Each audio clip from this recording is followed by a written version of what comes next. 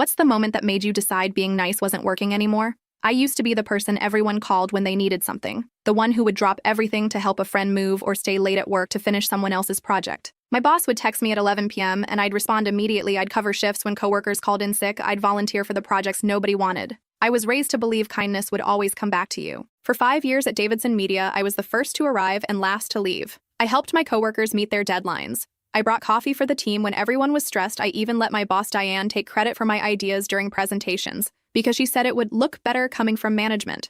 When my dad got sick last year, I asked Diane if I could work remotely 2 days a week so I could drive him to chemo. She sighed and said, "We really need you in the office, but I suppose we can make it work for a month or two." I was so grateful that I worked twice as hard on my office days, making sure nothing fell through the cracks. Dad's treatment was supposed to last 6 months, but after 3 months, Diane called me into her office. She said the remote arrangement wasn't working. The team needed me physically present every day, and besides, it had been long enough. I explained that Dad was only halfway through treatment. He couldn't drive himself and had no one else. She just stared at me until I lowered my eyes and said, "I understand." I spent the next week burning through my savings to hire drivers for Dad. I was exhausted, constantly worried about him, but still the first one in the office every morning. Then came the Maxwell project, a huge account that could make or break our quarter. I spent weeks researching, building the pitch, creating mock-ups, everything. I even missed one of Dad's appointments to finish it. The day before the presentation, Diane asked to see my materials. I handed over everything, including my presentation notes. The next morning, I arrived early, excited to present my work, only to find the conference room already full. Diane was at the head of the table, showing my slides to the clients. I stood in the doorway frozen as she used my exact words, my research, my ideas. When she saw me, she smiled and said, "Oh, good. Jennifer, can you grab coffee for everyone? We're just getting started." The client turned, saw me, and said, "Aren't you presenting this?" Before I could answer, Diane jumped in and said, "Oh no, this is my project. Jennifer just helped with some research." I got the coffee. I stood in the back of the room and watched as she was praised for my work. The client loved it. They signed a 3-year contract, the biggest in company history. When the executives came down to congratulate the team, Diane accepted all the praise. She got a bonus. She got a promotion. I got a $50 gift card to Starbucks. That night, Dad called. He'd fallen trying to get from the taxi to his front door. He had been lying on the ground for 20 minutes before a neighbor found him. If I had been there, I kept thinking, if I had just been there. 2 days later, the company held a celebration for the Maxwell deal. Diane was given an award. I stood and clapped with everyone else. Then came the announcement that made everything stop. Diane would now head up a new division created specifically for the Maxwell account, and she needed a strong team. She spent 10 minutes talking about the qualities she was looking for, then announced her first hire. Ryan, the guy who had been with the company for 6 months and hadn't contributed a single thing to the project. I sat there stunned as everyone congratulated him. Then Diane looked at me and said, "Jennifer, I need those quarterly reports by end of day. I know you won't let me down." Something broke inside me. 5 years. 5 years of saying yes, of staying late, of missing time with my sick father. 5 years of watching others take credit for my work. 5 years of being nice. I stood up, walked to the bathroom, and stared at myself in the mirror. My hands were shaking. I barely recognized the woman looking back at me. That was the moment. That exact moment when I decided being nice wasn't working anymore. I walked back into that celebration with a strange calm I'd never felt before. It was like watching myself from outside my body. As I approached Diane, who was laughing with the executives about plans for the new division, without thinking, I tapped her on the shoulder and said, "I need to speak with you right now." She gave me that patronizing smile, the one that said, "Not now. Sweetie, the adults are talking." But I didn't move. I just stared at her until her smile faltered. "Fine. Jennifer, what is it?" she said with clear annoyance. "I think we should discuss this privately." I said, my voice steadier than I expected. Everyone was looking at us now. She couldn't dismiss me without making a scene, so she followed me to a quiet corner. "What's so urgent that it couldn't wait?" she asked, checking her watch like my time was worthless.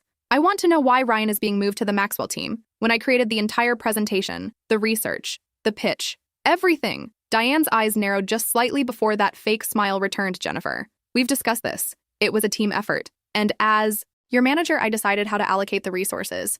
I felt something bubbling inside me, something hot and unfamiliar anger. "I'm not talking about the presentation anymore. I'm talking about the team assignments for the account I developed. I deserve to be on that team." She laughed. Actually laughed. "Deserving has nothing to do with it. Ryan has the right presence for client-facing roles. You're more of a behind-the-scenes person, Jennifer. And that's where you excel, behind the scenes." I repeated slowly. "Do you mean doing all the work while others take the credit?" Her face hardened. "Watch your tone. This isn't productive. Let's talk when you've calmed down."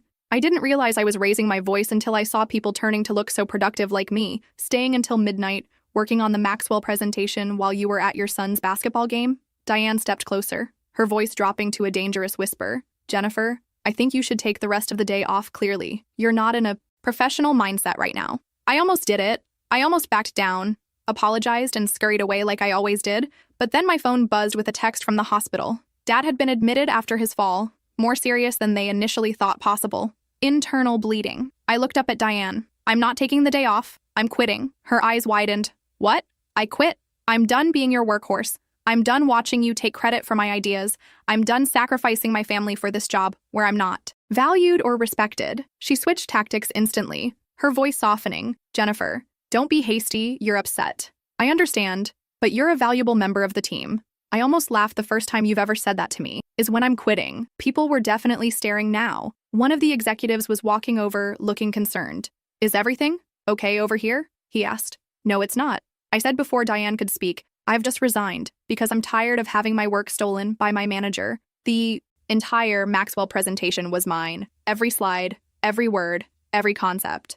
But Diane presented it as her own. The executive, Ted Wilson, looked surprised. Jennifer, these are serious accusations. They're not accusations, they're facts, I said, feeling strangely powerful. I have the original files on my personal drive with creation dates. I have emails where I sent drafts to Diane. I even have the research notes in my handwriting. Diane's face had gone pale. This is ridiculous. She's being emotional because of personal issues. Her father is sick and she's not handling the stress. Well, I felt a flash of rage at her using my father's illness against me. That was it, the final straw. I pulled out my phone, opened my email, and forwarded something to Ted's address. You'll find I just sent you the original presentation with all my notes, including the comments where Diane specifically asked me to remove my name from the presenter section. You'll also find the recording I made of our conversation last month where she told me, and I quote, just do the work and let me handle the client. I need this win for my promotion. I hadn't actually planned to send that recording. I'd made it for my own sanity to remind myself I wasn't crazy, but now it felt like divine intervention that I had it. Diane's mouth opened and closed like a fish. Ted checked his phone, his expression changing as he opened the email. Jennifer, let's discuss this in my office, he said quietly. I shook my head. I'm done discussing. I'm done working here. I'm done being nice. I have to go to the hospital. My dad needs me. I'll email HR my resignation. I turned to walk away when Ted said, wait, this is concerning information. We need to address this.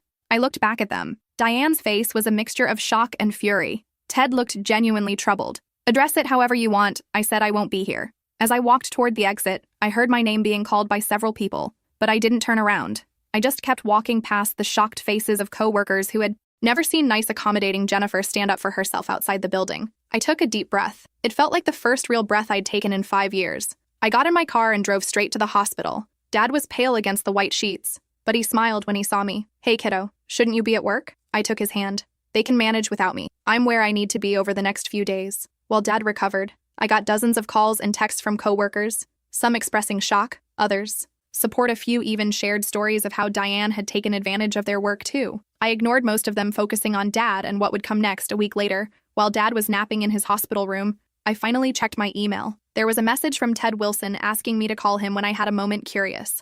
I stepped into the hallway and dialed his number. Jennifer, thank you for calling, he said, sounding genuinely relieved. I've been hoping to speak with you. What can I do for you, Ted? I asked professionally. Even though I no longer worked there after reviewing the materials you sent and conducting several interviews, we've terminated Diane's employment. Her actions constituted a clear violation of our ethics policy. I hadn't expected that. Oh, I said, not knowing what else to say, he continued. We'd like to offer you her position. I nearly dropped the phone. What? The Maxwell team needs a leader. Someone who knows the account inside and out. Someone who did the actual work. That someone is you. I leaned against the wall, trying to process this. The promotion Diane had gotten was now being offered to me. I appreciate the offer, Ted, but I'm not sure I want to come back. There was a pause. Then Ted said, we're prepared to offer a significant compensation increase, full remote work options for your family situation, and back pay for the bonus Diane received for your work. I thought about Dad, about the medical bills piling up, about the fact that despite everything I did, enjoy the creative aspects of my job, just not the way I'd been treated. What about the company culture that allowed this to happen in the first place? I asked, why didn't anyone notice or speak up before now? Ted sighed. That's a fair question, and one we're addressing company-wide. We've started a review of all management practices and reporting structures. I won't pretend we didn't fail you, Jennifer, but I'm asking for the chance to make it right. I told him I needed time to think. Would he be open to meeting in person to discuss specific terms? He agreed immediately. That night, I sat beside Dad's bed as he slept. Thinking about what to do going back seemed impossible after my dramatic exit, but starting over somewhere else during Dad's illness also seemed daunting. Dad woke up and caught me deep in thought. Penny for your thoughts. I told him everything about Diane, about quitting, about the job offer. He listened carefully as he always did when I finished. He asked me, "What do you want to do, sweetie?" "I don't know." Admitted, part of me wants to go back and show them I can lead without becoming like Diane. Part of me wants to walk away and start fresh. He nodded, both valid. But let me ask you this. When did you feel most like yourself this past week? I thought about it when I finally stood up to Diane, when I stopped being a doormat. Exactly. He said, you don't have to decide whether to take the job right now. But whatever you choose, don't go back to being the old Jennifer, the one who let people walk all over her. I met with Ted the next day and laid out my conditions: full remote work flexibility during Dad's treatment, a team of my choosing, and most importantly, a company-wide attribution policy, ensuring people received credit for their work. To my surprise, he agreed to everything. I started my new role the following month, working primarily from Dad's house. While he recovered, the team respected me because I respected them. We completed the first phase of the Maxwell project ahead of schedule and under budget. It wasn't always smooth sailing. Some people who had known the old Jennifer tried to take advantage, assuming I'd still be a pushover. They learned quickly that while I was fair, I was no longer a doormat. 6 months later, Dad finished his treatment. The doctors were cautiously optimistic he was on the mend. I had proven myself as a leader and even received a company-wide innovation award for a new campaign approach. One evening as I was finishing work, Dad came into the home office I'd set up in his spare room. "You know what I was thinking about today?" "What's that?" I asked. "Closing my laptop that day at the hospital when you came in after quitting, there was something different about you. Like a weight had been lifted." I smiled. "I remember." He sat down across from me. "Before that day, I was worried about you more than myself. Worried you were letting life happen to you instead of making choices. It took me getting sick for you to finally put yourself first." Tears pricked my eyes. "I'm sorry it took that long." He reached over and squeezed my hand. "Don't be. We all learn our lessons when we're ready to learn them. I'm just glad you learned this one while I'm still around to see it." We sat in comfortable silence for a moment before he added, "Your mother would be proud of you. She never took crap from anyone either." That made me laugh. Mom certainly wasn't a pushover. Late that night, I found myself thinking about the person I used to be, always saying yes, always accommodating everyone else's needs before my own. I didn't hate that person. She was kind and well-intentioned, but she was also afraid of conflict, afraid of disapproval, afraid of standing alone. The woman I'd become wasn't fearless, but she faced her fears. She set boundaries. She demanded respect, and strangely enough, she received it far more often than the woman who had begged for it. The following week, I received an email from Ryan. Of all people, he'd been reassigned after I took over, and was now working under another manager who apparently made Diane look positively angelic in comparison. The email was asking if I had any openings on my team. He'd heard I was a fair boss who gave credit where it was due. I stared at the email for a long time, thinking about how desperate I had been for recognition, how I would have jumped at any chance to work for someone who valued me. Part of me wanted to ignore the email to let him feel what I had felt, but that wasn't who I wanted to be either. Nice didn't mean being a pushover, but it also didn't mean being vindictive. I replied, offering him an interview, not promising anything, but giving him the chance I wished someone had given me. Dad saw the email over my shoulder as he brought me coffee. "You're a better person than I am." He chuckled. I'd have told him to kick rocks. I laughed. Maybe I am, maybe I'm not. But I know I can be kind without being a doormat. Now I decide where my boundaries are. Not everyone else exactly. He said, raising his coffee mug in a toast to boundaries. "And the daughter who finally found hers?" I clinked my mug against his. "To boundaries," I echoed, and to not confusing kindness with weakness. It had been a long journey from the woman crying in the bathroom mirror to the leader sitting confidently in her home office, but I wouldn't trade it for anything. Not even for the comfortable invisibility of always being nice. Sometimes the kindest thing you can do for yourself is to stop being so nice to everyone else. It doesn't mean becoming cruel. It just means making room for your own needs alongside others. And that moment in the bathroom when I decided being nice wasn't working anymore, it wasn't the end of kindness. It was the beginning of self-respect. And remarkably, those two things could exist side by side if you were brave enough to make space for both. 2 years later, I'm still at Davidson Media now. As a director, I've built a team that's known for both excellence and ethics. We credit each contributor by name on every project, large or small, we've become. The division everyone wants to work for Dad's cancer is in remission. He's taken up golf and complains constantly about his swing. He comes to the office holiday party each year and tells embarrassing stories about me. Last month, Diane applied for a position in my department. She didn't recognize my married name on the job posting when she walked in for the interview and saw me. Her face went through about 5 emotions. In 3 seconds, I conducted the interview professionally, asked relevant questions, and thanked her for her time. I didn't hire her, not out of revenge, but because there were better candidates, people who valued collaboration and integrity. As she was leaving, she paused at the door. "You've changed, Jennifer." I smiled. "Yes, I have. Thank you for noticing." She looked confused. "You're thanking me?" "In a way, yes. If you hadn't pushed me to my breaking point, I might never have found my strength. So in a strange way, you helped me become who I needed to be." She didn't know what to say to that, so she just nodded and left. That night, I told Dad about the interview. He roared with laughter, slapping his knee. The look on her face must have been priceless. It was, I admitted. But you know what's funny? I actually meant what I said to her. I am grateful in a weird way. He nodded sagely. Sometimes our worst moments lead to our best decisions. I think about that bathroom mirror moment, often the tear-streaked face, the shaking hands, the absolute certainty that something had to change. It was rock bottom, but it was also the foundation I built everything else on. So when people ask me the moment I decided being nice wasn't working anymore, I tell them it wasn't about stopping being nice. It was about starting to be nice to myself too, and that has made all the difference.